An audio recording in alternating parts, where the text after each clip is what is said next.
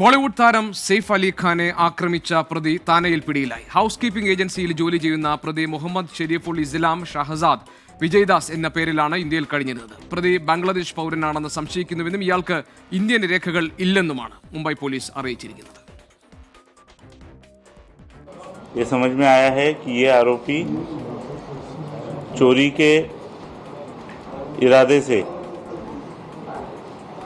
उस घर में उसने एंटर किया था और उस समय पर ये इंसिडेंस हुआ था। इस एक्यूज को कोर्ट में पेश किया जाएगा और पुलिस कस्टडी की रिक्वेस्ट की जाएगी और उसके बाद आगे का इन्वेस्टिगेशन किया जाएगा। यह आरोपी बांग्लादेशी ओरिजिन का है ऐसा हमारा डाउट है, इसीलिए एप्रोप्रिएट इस केस में एप्रोप्रिएट सेक्शंस की वाड़ की गई है और उस हिसाब से आगे का इन्वेस्टिगेशन किया जा रहा है।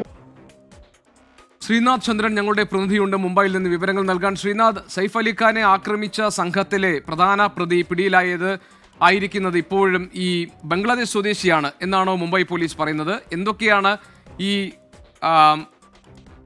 ആക്രമണവുമായി ബന്ധപ്പെട്ട് മുംബൈ പോലീസ് മനസ്സിലാക്കാൻ കഴിഞ്ഞിരിക്കുന്ന കാര്യങ്ങൾ?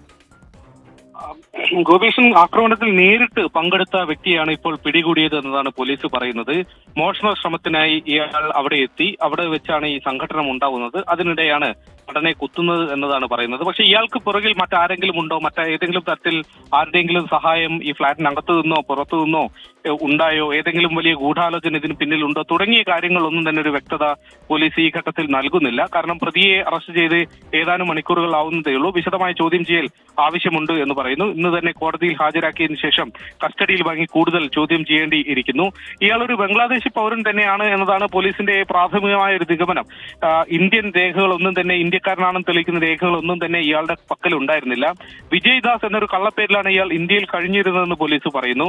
അറസ്റ്റിലായ സമയത്ത് ഇയാൾ പേര് ചോദിച്ചപ്പോൾ വിജയ്ദാസ് എന്നതാണ് പറഞ്ഞിരുന്നത്. പിന്നീടാണ് കൂടുതൽ ചോദ്യം ചെയ്തപ്പോൾ യഥാർത്ഥ പേര് ഇയാൾ വെളിപ്പെടുത്തിയത് എന്നതാണ് പോലീസ് പറയുന്നത്. ഏതായാലും കൂടുതൽ ചോദ്യം ചെയ്യേണ്ടതുണ്ട്. ഷാറുഖ് ഖാൻ അടക്കമുള്ള ചില താരങ്ങളുടെ വീടുകൾ കൂടി ഇയാൾ ലക്ഷ്യമിട്ടിട്ടുണ്ട് എന്ന സൂചനകൾ നേരത്തെ ലഭിച്ചതാണ്. അത്തരത്തിൽ ചില CCTV ദൃശ്യങ്ങൾ, ഇയാൾ ആ മേഖലകൾ നിരീക്ഷിക്കുന്ന ദൃശ്യങ്ങൾ കിട്ടിയതാണ്. അതുകൊണ്ട് അത്തരം കാര്യങ്ങൾ കൂടി ഒരു വ്യക്തത വരേണ്ടതുണ്ട്. അതെല്ലാം തന്നെ ഇനിയിപ്പോൾ നടക്കുന്ന ചോദ്യം ചെയ്യലിലാണ് നിർണായകമാവാൻ പോകുന്നത്. ശരി, ശ്രീനാഥ് ചന്ദ്രനാണ് വിവരങ്ങൾ നൽകിയത് മുംബൈയിൽ നിന്ന്.